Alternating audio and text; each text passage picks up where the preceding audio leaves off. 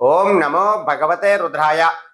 వైశాఖ మాసంలో శుక్లపక్ష తదియా తిథినే మనం అక్షయ తృతీయగా పిలుస్తూ ఉంటాం.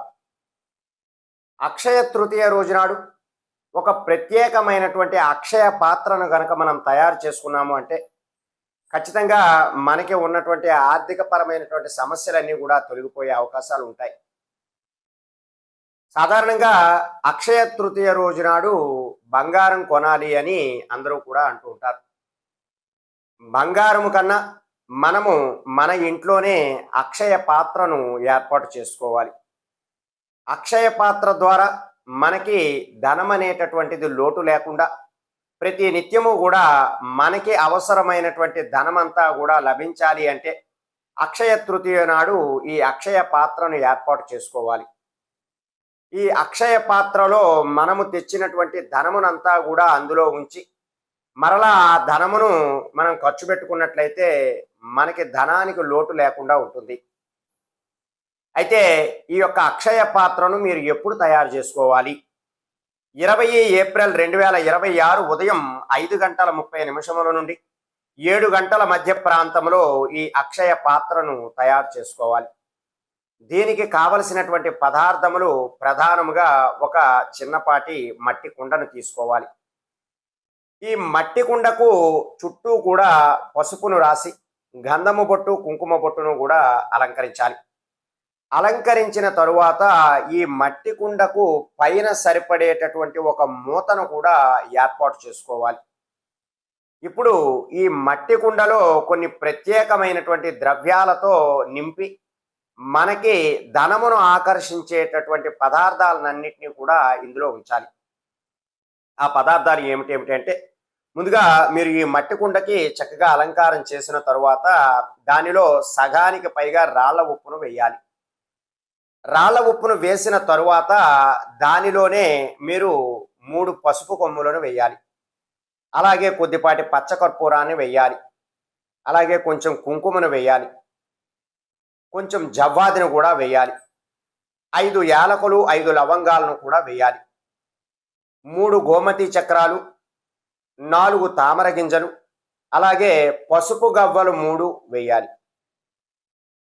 వేసిన తరువాత మనం ఇంట్లో వాడేటటువంటి సాధారణ కర్పూరాన్ని కూడా వేయాలి. పచ్చ కర్పూరము కూడా వేయాలి, సాధారణమైనటువంటి కర్పూరము కూడా వేయాలి.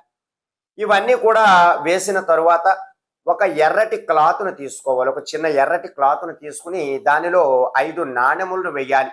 అవి రూపాయి నాణ్యమైనా లేదా 2 రూపాయల నాణ్యమైనా 5 రూపాయల నాణ్యమైనా 10 రూపాయల నాణ్యమైనా ఏవైనా ఒక 5 నాణెములను వేసి ఆ ఎర్రటి క్లాత్ని అంతటినీ కూడా దగ్గరగా ఒక చిన్న మూటలాగా చుట్టి దీనిని కూడా ఆ పాత్రలో అంటే ఆ మట్టి కుండలో ఉంచాలి.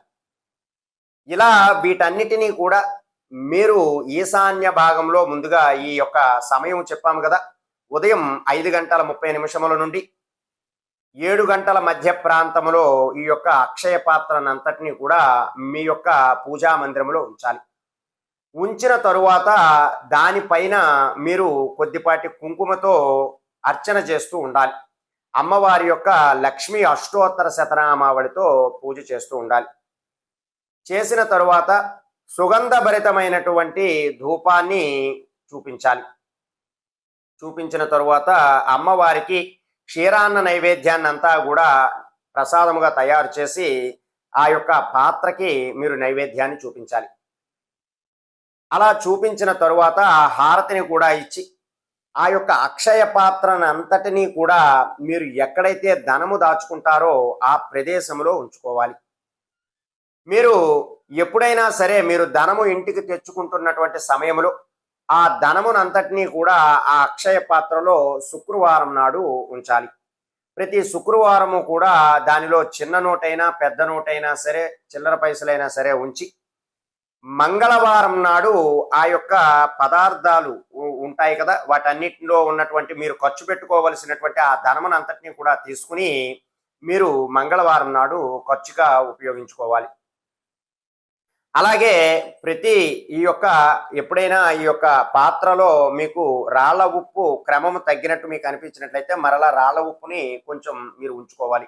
ఇది సంవత్సరం పొడవునా కూడా ఈ పాత్రని మీ గృహంలో ఉంచుకోవాలి. అలాగే ఈ యొక్క పాత్రకు ప్రతి శుక్రవారం నాడు కూడా మీరు ధూపాన్ని అనేటటువంటిది చూపించాలి. ఈ అక్షయ పాత్రతో మీకున్నటువంటి ఆర్థిక పరమైనటువంటి సమస్యలన్నీ కూడా తొలగిపోతాయి. అలాగే మరొక ప్రత్యేకమైనటువంటి తంత్ర పరిహారం ఏమిటి అంటే, ఒక చిన్నపాటి మట్టి కుండను తీసుకోండి. దానిలో ఆవు పాలను నిండుగా వేయండి. ఇప్పుడు ప్రతి ఇంట్లో కూడా ఫ్రిడ్జ్ అనేటటువంటిది కామన్‌గా ఉన్నది. రిఫ్రిజిరేటరు ప్రతి ఇంట్లో కూడా ఉన్నది కాబట్టి, మీరు డీప్ ఫ్రిడ్జ్‌లో ఒక భాగము అంటే ఒక పక్కగా ఈ యొక్క మట్టి కుండలో పాలను వేసి, అక్షయ తృతీయ రోజు నాడు ఇప్పుడు నేను చెప్పినటువంటి సమయం రోజు 5:30 నుండి 7 గంటల మధ్య ప్రాంతంలో ఉదయాన్నే ఈ యొక్క పాత్రనంతా కూడా ఆ డీప్ ఫ్రిడ్జ్‌లో ఉంచాలి. ఇలా మీరు ఈ 2 పాత్రలను గనక సంవత్సరం పొడుగునా ఉంచినట్లయితే, మీకు ఉన్నటువంటి ఆర్థిక పరమైనటువంటి సమస్యలన్నీ కూడా తొలగిపోవడం, అలాగే మీకు ధన ప్రవాహం అనేటటువంటిది కలగడం, ధనము ఏదో ఒక రూపంలో మీ ఇంటికి చేరడము, తద్వారా మీరు ఆ ధనమునంతా కూడా ఖర్చు పెట్టుకోవడము కూడా జరుగుతుంది. ఈ శక్తివంతమైనటువంటి అక్షయ పాత్రను మీరు అక్షయ తృతీయ నాడు ఏర్పాటు చేసుకోండి.